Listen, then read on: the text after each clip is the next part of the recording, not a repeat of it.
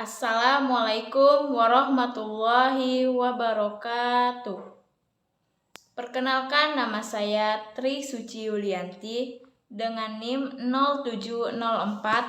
0704202071. Kelas Biologi 3, Fakultas Sains dan Teknologi, Universitas Islam Negeri Sumatera Utara.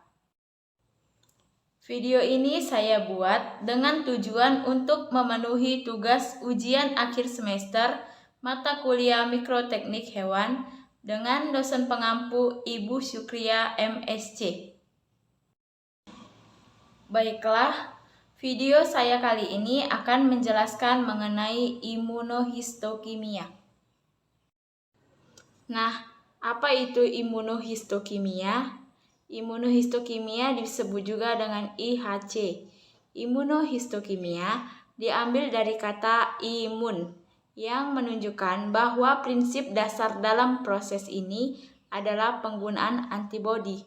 Sedangkan histo menunjukkan jaringan secara makroskopis. Nah, setelah mengetahui asal-usul kata imunohistokimia, selanjutnya kita masuk ke pengertian imunohistokimia atau disebut juga dengan IHC. Imunohistokimia atau IHC merupakan proses untuk mendeteksi antigen berupa protein, karbohidrat, dan lain sebagainya pada sel dari jaringan dengan prinsip reaksi antibodi yang berikatan terhadap antigen pada jaringan. Imunohistokimia sering kali digunakan untuk mengukur dan mengidentifikasi proses proliferasi sel dan apoptosis sel. Selain itu, imunohistokimia atau IHC juga sering digunakan untuk penelitian dasar dalam rangka mengetahui distribusi dan lokasi biomarker ataupun protein terekspresi pada berbagai macam jaringan pada tubuh. Untuk memvisualisasikan hasil interaksi antara antigen dengan antibodi dapat dilakukan dengan berbagai cara, di mana cara yang paling sering digunakan ialah konjugasi antibodi dengan enzim seperti peroksidase. Selain itu, juga bisa digunakan fluorophore sebagai fluorescent atau rodamin. Untuk mempelajari morfologi sel, sel dalam jaringan difiksasi kemudian dilokasikan di antara sel dan divisualisasikan dengan mikroskop elektron dan mikroskop cahaya. Imunohistokimia juga dapat diartikan dengan pemeriksaan imunopatologik yang sangat potensial untuk memeriksa antigen secara lokasi di jaringan yang menggunakan antibodi secara spesifik. Kemudian, pemeriksaan IHC mempunyai kemampuan yang tinggi untuk memisahkan, menseleksi, dan bersifat spesifik. Selain itu, pemeriksaan IHC untuk mendeteksi adanya antigen. Hal ini disebabkan adanya ikatan spesifik antara antigen dengan antibodi. Nah, dapat kita simpulkan secara garis besar, maka imunohistokimia atau IHC merupakan gabungan antara histologi atau sitologi dan juga imunologi. IHC adalah salah satu metode pewarnaan substansi ataupun bahan aktif di dalam jaringan dengan menggunakan prinsip-prinsip dasar imunologi, yaitu pengikatan bahan aktif ataupun antigen dan sisi aktif yang spesifik oleh suatu anti bahan aktif atau disebut juga dengan antibodi. Hasil dari reaksi antara antigen dengan antibodi dapat diidentifikasi pada spesimen apabila antibodi diikat oleh suatu penanda atau marker berupa fluoresin, enzim, bahan partikel, atau isotop yang dapat divisualisasikan, sehingga dapat menandai keberadaan bahan aktif tersebut di dalam jaringan. Bahan aktif tersebut dapat berupa protein, karbohidrat, asam nukleat, lemak, bahan-bahan alami lainnya, serta bahan-bahan berupa sintetik. Pemeriksaan imunohistokimia atau IHC dapat memberi informasi mengenai kandungan berbagai unsur molekul di dalam sel normal maupun sel neoplastik. Dasar dari pemeriksaan ini ialah pengikatan antigen atau yang terkandung di dalam sel dengan antibodi spesifiknya yang diberikan label kromogen. Teknik ini diawali dengan prosedur histoteknik, yaitu prosedur pembuatan irisan jaringan atau histologi, yang kemudian untuk diamati di bawah mikroskop. Irisan jaringan yang didapat kemudian memasuki prosedur imunohistokimia. Interaksi antara antigen dan antibodi ialah reaksi yang tidak kasat mata. Oleh karena itu, diperlukan visualisasi adanya ikatan tersebut dengan enzim ataupun fluorokrom. Enzim yang dipakai untuk molekul selanjutnya direaksikan dengan substrat kromogen, yaitu substrat yang menghasilkan produk akhir berwarna dan tidak larut yang dapat diamati dengan mikroskop bidang terang. Selain itu, IHC yang menggunakan fluorokrom untuk molekul antibodi dapat langsung diamati di bawah mikroskop fluorescence atau bidang terang. Adapun berbagai jenis molekul yang terkandung di dalam sel yang dapat dideteksi dengan teknik ini. Salah satunya termasuk berbagai jenis reseptor, onkoprotein, faktor pertumbuhan, dan protein-protein lainnya. Dengan ditemukannya teknik ini, maka berbagai pemahaman baru di bidang penyakit termasuk onkologi menjadi semakin baik, sehingga telah membawa dunia kedokteran kepada era yang lebih baru. Nah, teman-teman, sekarang kita memasuki tentang metode imunohistokimia atau metode IHC. Menurut Sudiana 2005, terdapat 4 metode. Yang pertama, metode direct atau metode langsung, di mana pada prinsip ini metode IHC direct menggunakan antibodi primer yang sudah terlabel dan berikatan langsung dengan antigen target secara langsung. Metode ini merupakan metode pengecatan salah satu langkah karena hanya melibatkan satu jenis saja antibodi, yaitu antibodi yang terlabel. Contohnya antiserum konjugasi atau FITC. Pada metode ini, apabila diberikan substrat, maka akan memberikan warna pada jaringan tersebut. Nah, pada metode ini, metode langsung, antibodi spesifik yang mengenali antigen jaringan akan dimodifikasi dengan mengkonjugasikan molekul indikator pada antibodi tersebut. Molekul indikator tersebut dapat berupa molekul yang berpendar seperti biotin atau enzim peroksidase, sehingga apabila diberikan substrat akan memberikan warna pada jaringan tersebut. Kita masuk yang kedua, yaitu metode indirect atau metode tidak langsung. Prinsip metode ini menggunakan antibodi primer yang tidak ada labelnya, namun digunakan juga antibodi sekunder yang sudah memiliki label dan akan bereaksi dengan IgG dari antibodi primer. Pada metode indirect atau metode tidak langsung ini menggunakan dua macam antibodi. Yang pertama, antibodi primer dan yang kedua antibodi sekunder. Pada antibodi primer atau antibodi tidak berlabel ini bertugas mengenali antigen yang diidentifikasi pada jaringan atau first layer. Kemudian, sedangkan antibodi sekunder atau antibodi berlabel akan berikatan dengan antibodi primer atau second layer. Antibodi keduanya merupakan antibodi primer. Pelabelan antibodi sekunder diikuti dengan penambahan substrat berupa kromogen. Nah, apa sih itu kromogen?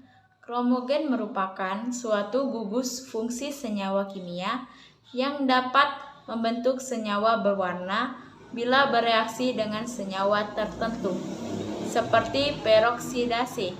Penggunaan kromogen seperti FITC, rhodamin, dan tesasret disebut dengan metode imunofluorescence. Ini merupakan skema urutan imunohistokimia dengan metode indirect atau metode tidak langsung, di mana antigen pada irisan jaringan dikenali oleh antibodi primer berwarna merah. Antibodi primer kemudian diikat oleh antibodi sekunder warna biru yang ditempeli label. Gambar ini merupakan skema urutan imunohistokimia dengan metode indirect atau metode tidak langsung, di mana antigen pada irisan jaringan dikenali oleh antibodi primer berwarna merah. Antibodi primer kemudian diikat oleh antibodi sekunder berwarna biru yang ditempeli label. Gambar ini labelnya adalah enzim yang berwarna kuning. Substrat enzim diberikan sehingga menimbulkan warna yang bisa diamati di bawah mikroskop. Yang ketiga yaitu metode peroxidase antiperoxidase atau disingkat dengan PAP. Analisis imunohistokimia menggunakan 3 molekul peroxidase dan 2 molekul antibodi yang membentuk seperti roti sandwich. Teknik ini memanfaatkan afinitas antibodi terhadap antigen atau enzim untuk membentuk kompleks imun stabil sebagai perlawanan terhadap proses kimia terkonjungsi. Fitur unik dari prosedur ini ialah larutan enzim antibodi dan kompleks imun PAP.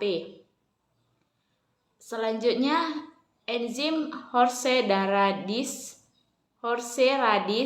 peroksidase protein dan imunogenik digunakan untuk menyuntik spesies tertentu serta merespon imun poliklonal yang dihasilkan terhadap enzim. Antiserum ini dipanen dan ditempatkan dalam larutan pada enzim sehingga membentuk kompleks imun yang larut. Selanjutnya yang keempat atau yang terakhir, ada metode avidin biotin kompleks atau ABC.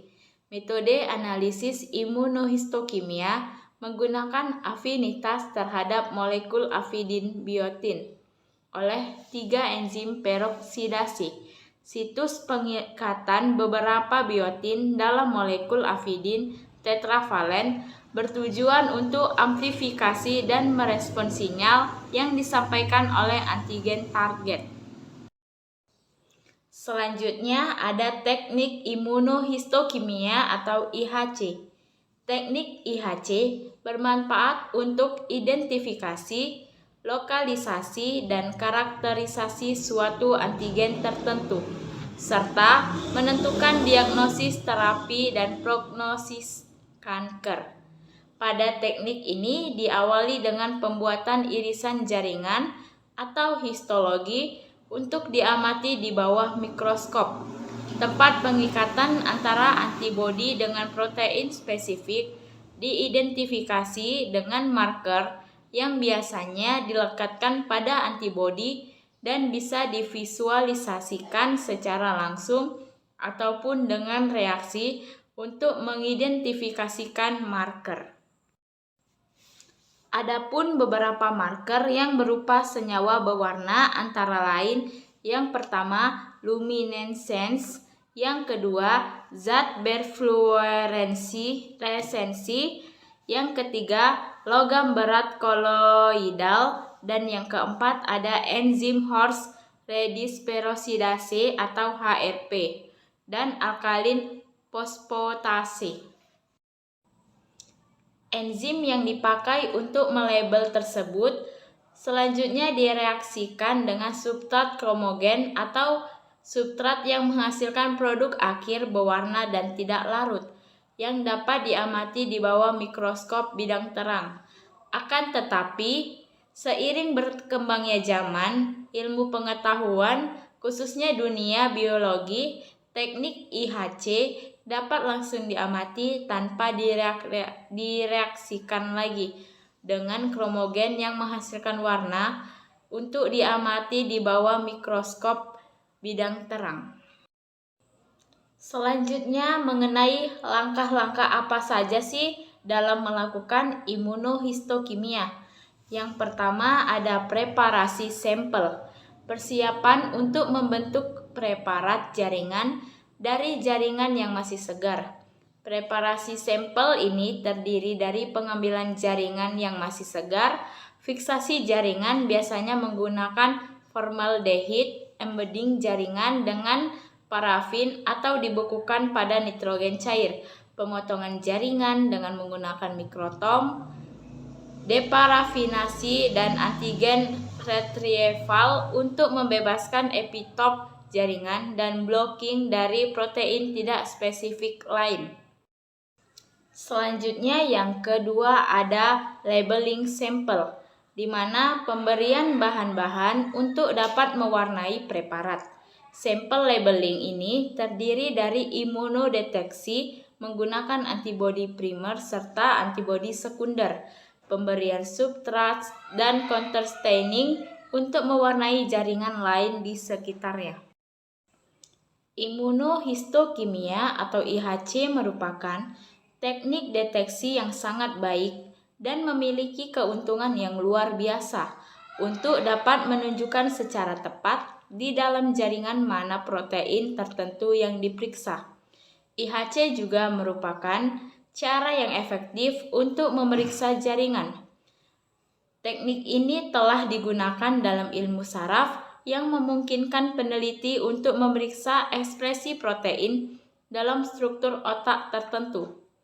Adapun kekurangan dari teknik ini yaitu kurang spesifik terhadap protein tertentu, tidak seperti teknik immunoblotting yang dapat mendeteksi berat molekul protein dan sangat spesifik terhadap protein tertentu.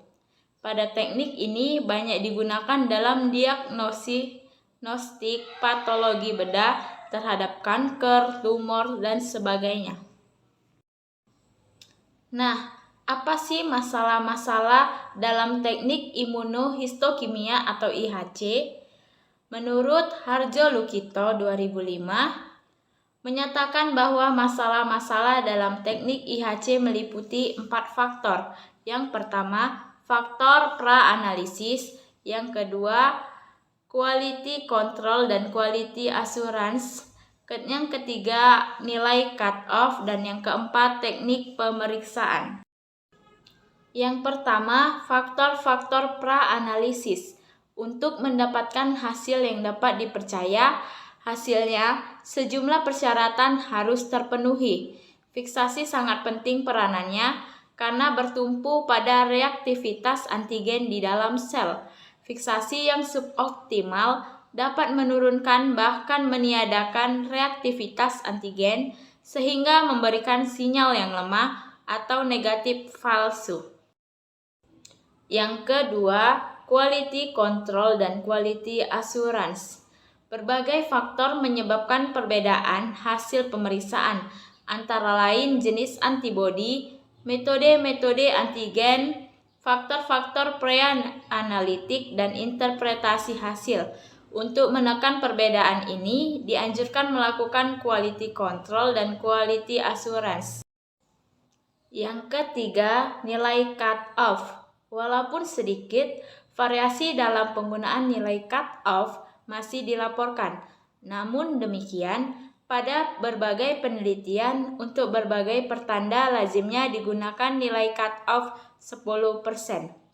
Dan yang keempat atau yang terakhir, teknik pemeriksaan.